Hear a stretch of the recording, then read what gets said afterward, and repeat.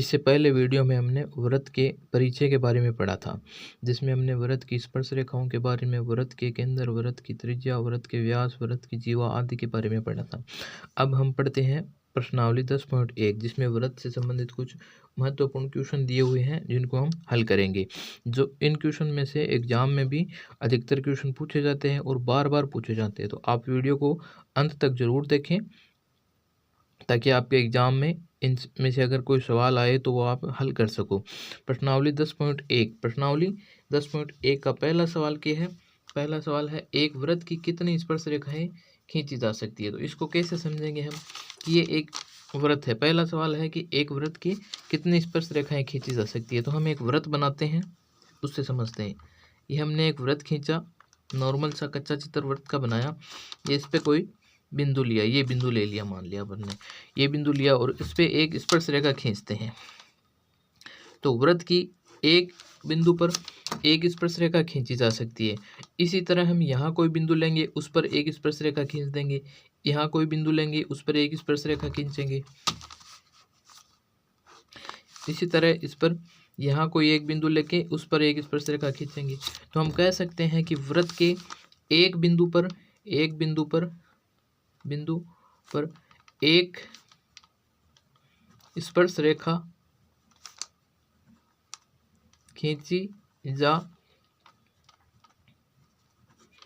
सकती है। यानी कि वृत्त के एक बिंदु पर एक स्पर्श रेखा खींची जा सकती है। इस बिंदु पर एक स्पर्श रेखा, इस बिंदु पर एक, इस बिंदु पर एक, और वृत्त की जो परिधि होती है उस पर अनंत बिंदु होते हैं।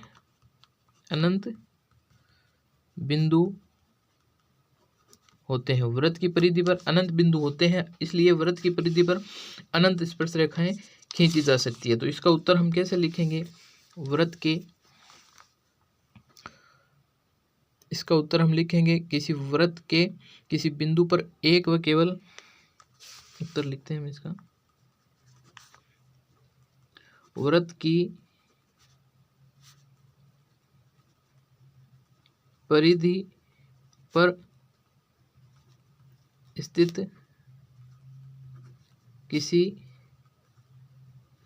बिंदु पर एक और केवल एक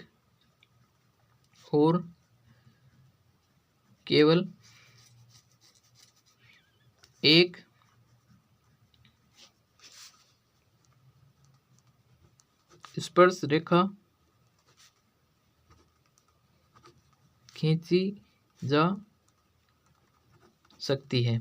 यानी कि वृत्त की परिधि पर तो एक स्पर्श रेखा खींची जा सकती है और वृत्त की परिधि पर परंतु वृत्त की परिधि पर अनंत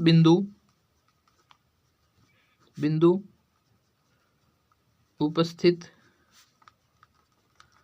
होते हैं, इसलिए वृत्त की परिधि पर हम अनंत स्पर्श रेखाएं खींच सकते हैं। ये हो गया इसका उत्तर। इसके आगे हम लिख सकते हैं ऐसे कि वृत्त के अंदर स्थित बिंदु से कोई स्पर्श रेखा नहीं खींची जा सकती। वृत्त के अंदर स्थित बिंदु से कोई स्पर्श रेखा नहीं खींची जा सकती। जैसे वृत्त के अंदर ये कोई बिंदु मान ले, हम ये कोई बिंदु मान ले, तो इससे कोई भी रेखा नहीं खींची जा सकती। इससे हम कोई रेखा बनाएंगे तो वो रेखा ऐसे वृत्त को प्रतिच्छेद करती हुई जाएगी। इससे कोई भी रेखा बनाएंगे तो वो रेखा वृत्त को प्रतिच्छेद करती जाएंगी। और एक पॉइंट और है इसमें, ये वृत्त के बाहर स्थित बिंदु से, तो वृत्त के बाहर कोई बिंदु है, इससे हम वृत्त की स्पर्श रेखाएं खींचेंगे तो वो कितनी आएगी? 2 स्पर्श रेखाएं। तो यहाँ लिख देते हैं हम, वृत्त के बाहर स्थित बिंदु से, तो कितनी है, 2 स्पर्श रेखाएं। ये पहले क्वेश्चन का उत्तर हो गया। अब सेकंड क्वेश्चन में क्या कहा गया कि रिक्त स्थानों की पूर्ति कीजिए। रिक्त स्थानों की पूर्ति करनी है, मतलब रिक्त स्थान क्या दिए हुए हैं वो पढ़ते हैं हम। रिक्त स्थान है किसी वृत्त की स्पर्श रेखा उसे, फिर खाली स्थान है बिंदु पर प्रतिच्छेद करती है। तो किसी वृत्त की स्पर्श रेखा उसे कितने बिंदुओं पर प्रतिच्छेद करती है, तो इसमें आएगा केवल एक बिंदु पर प्रतिच्छेद करती है। स्पर्श रेखा केवल एक बिंदु पर प्रतिच्छेद करती है। अगला क्वेश्चन है किसी वृत्त की स्पर्श रेखा उसे केवल, अगला क्वेश्चन है वृत्त को 2 बिंदुओं पर प्रतिच्छेद करने वाली रेखा को क्या कहते हैं। जैसे ये वृत्त है, ये कोई वृत्त है, ये कोई वृत्त बनाया हमने और इस पर एक बिंदु ये मान लेते हैं और एक बिंदु ये मान लेते हैं। इन दोनों बिंदु से कोई रेखा जा रही है, तो इस रेखा को हम क्या कहेंगे, ए बी रेखा मान लेते हैं। इस रेखा को हम छेदक रेखा कहेंगे। इसको क्या कहेंगे, छेदक रेखा। इस रेखा को कहेंगे हम छेदक रेखा, इसको हम कहेंगे छेदक रेखा। अगला है एक वृत्त की समांतर स्पर्श रेखाएं हो सकती है। एक वृत्त की कितनी रेखाएं समांतर हो सकती है, स्पर्श रेखाएं समांतर हो सकती है। तो ये कोई वृत्त बनाया हमने, ये वृत्त बनाया, एक रेखा ये और एक रेखा हमने इधर मान ली, तो ये भी स्पर्श रेखा हो गई और ये भी स्पर्श रेखा हो गई। दोनों स्पर्श रेखाएं समांतर है। इन 2 स्पर्श रेखाओं के अलावा और कोई भी वृत्त की स्पर्श रेखाएं समांतर नहीं हो सकती। तो वृत्त की समांतर स्पर्श रेखाएं कितनी हो सकती है, केवल 2 स्पर्श रेखाएं समांतर हो सकती है। अगला क्वेश्चन है वृत्त तथा उसकी स्पर्श रेखा के उभयनिष्ठ बिंदुओं को कहते हैं। वृत्त तथा उसकी स्पर्श रेखा के उभयनिष्ठ बिंदुओं को क्या कहेंगे। एक वृत्त पर ये बिंदु, एक बिंदु ये बिंदु वृत्त पर भी है और ये बिंदु रेखा पर भी है। एक ही बिंदु पर एक रेखा स्पर्श कर सकती है, तो इस बिंदु को हम क्या कहेंगे, इसको स्पर्श बिंदु कहेंगे। इस बिंदु को हम क्या कहेंगे, स्पर्श बिंदु। इस बिंदु को हम स्पर्श बिंदु कहेंगे। अगला क्वेश्चन है क्वेश्चन नंबर 5। क्वेश्चन नंबर 5 नहीं, क्वेश्चन नंबर 3। इसमें क्या कहा गया, क्या कहा है, 5 सेमी त्रिज्या वाले एक वृत्त कोई दिया हुआ है जिसकी त्रिज्या है 5 सेमी। 5 सेमी त्रिज्या वाले एक वृत्त के बिंदु P पर स्पर्श रेखा PQ केंद्र O से जाने वाली एक रेखा से बिंदु Q पर इस प्रकार मिलती है कि OQ बराबर 12 सेंटीमीटर है। PQ की लंबाई ज्ञात कीजिए। ये डायग्राम कैसे बनेगा, इस तरह से ये डायग्राम बनेगा, ऐसे ये एक डायग्राम बनेगा। ये कोई वृत्त है, ये इसकी त्रिज्या है और ये बिंदु O केंद्र है और यहाँ से कोई बिंदु, ये बिंदु स्पर्श बिंदु है P, ये P स्पर्श बिंदु ये है और ये Q इस तरह से बढ़ रहा है, यहाँ तक Q आ गया और ये है A। इसको ऐसे मिलाएंगे तो ये जो दूरी दी हुई है, ये दूरी दी हुई है इसमें 12 सेमी, OQ 12 सेंटीमीटर, 12 सेंटीमीटर और ये 5 सेमी त्रिज्या है। तो इसको डायग्राम हल करते हैं। इस सवाल को हम क्वेश्चन नंबर 3 को हल करते हैं। हम हल इधर करते हैं। क्या है इसमें, ये वृत्त है, ये वृत्त बन गया अपना और ये केंद्र O है और ये केंद्र O से Q तक, केंद्र O से Q तक एक रेखा बन रही है ऐसे, ये O से Q तक बढ़ गई, ये Q तक, और ये बिंदु है P, ये बिंदु है P और हमने ये रेखा खींच दी, सेंटीमीटर है 5 सेंटीमीटर की, 5 सेंटीमीटर की ये रेखा है और ये रेखा है 12 सेंटीमीटर की। ये रेखा कितनी है, ये रेखा है 12 सेंटीमीटर की। इधर से हम ये डायग्राम बनाते हैं, ऐसे एक रेखा और बना देते हैं ऐसे, ये तो ये हो गई स्पर्श रेखा। ये रेखा क्या हो गई, एक स्पर्श रेखा हो गई। और क्वेश्चन में हमें क्या कहा है, क्वेश्चन में पी क्यू की लंबाई ज्ञात करनी है, यानी कि पी क्यू की लंबाई हमें हल करना है। हल क्या करना है, पी क्यू की लंबाई प्राप्त करनी है। दिया गया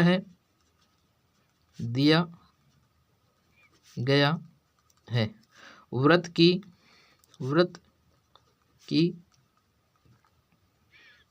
त्रिज्या OP बराबर 5 सेंटीमीटर।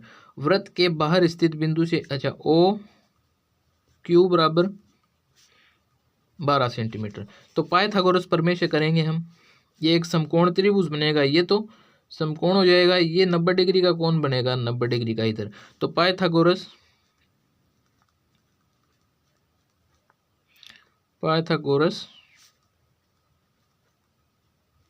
प्रमेय से कर्ण स्क्वायर बराबर आधार स्क्वायर प्लस लंब स्क्वायर। तो यहाँ देखिए कर्ण कौन सा होगा, समकोण के सामने वाले जो 90 डिग्री का कोण बनेगा उसके सामने वाली भुजा होगी कर्ण। तो कर्ण तो हो गया OQ की पावर 2 बराबर आधार क्या है इसमें, आधार है, हाँ आधार हम इसको भी मान सकते हैं और इसको भी मान सकते हैं। तो हम आधार OP को मान रहे हैं, OP की पावर 2 प्लस लंब होगा इसमें PQ की पावर 2, आधार दोनों को मान सकते हैं क्योंकि हमें कोण नहीं दे रखा। अगर कोण दिया हुआ होता ये कोण या ये कोण 30 डिग्री या ये 45 डिग्री या 60 डिग्री जो भी दिया हुआ होता तब हम आधार से सेलेक्ट करते।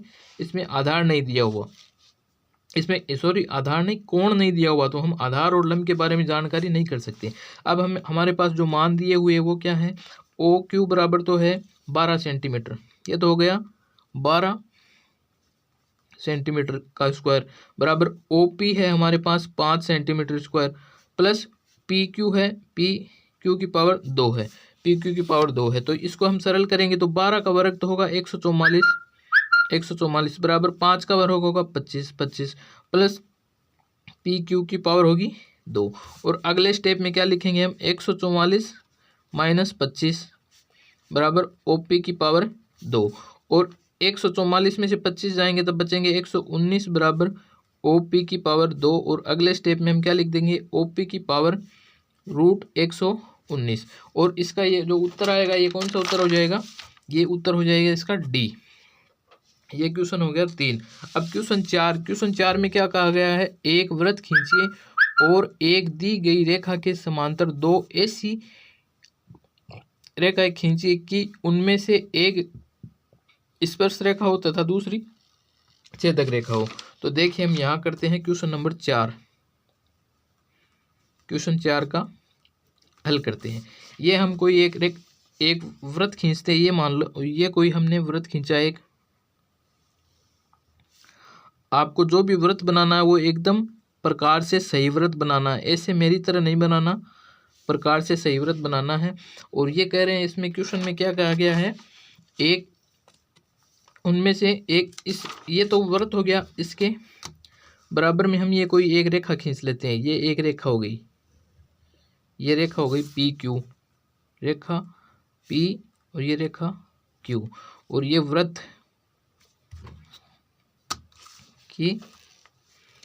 के अंदर O है।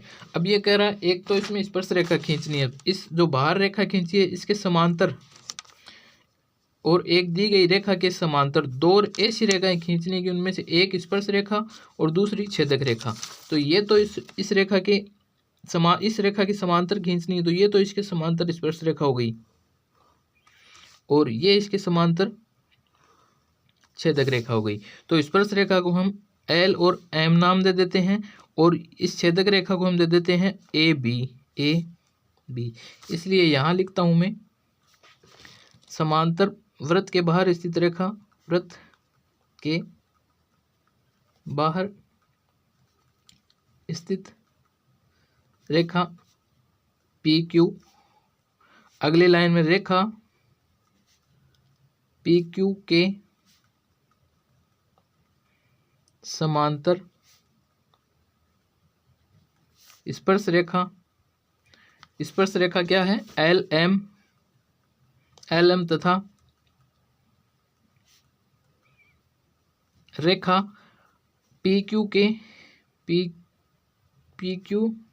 के समांतर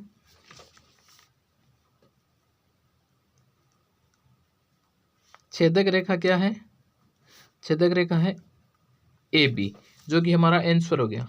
यही हमारा उत्तर था। तो आज हमने प्रश्नावली 10.1 पढ़ी है। इसमें से एक सवाल 3 नंबर का या एक नंबर के 2 सवाल या 2 नंबर का 1 सवाल जरूर आएंगे। आप इस प्रश्नावली को जरूर पढ़िएगा और ज़रूर हल करिएगा। वीडियो को लाइक भी करें, शेयर भी करें और चैनल को सब्सक्राइब भी करें। Thank you.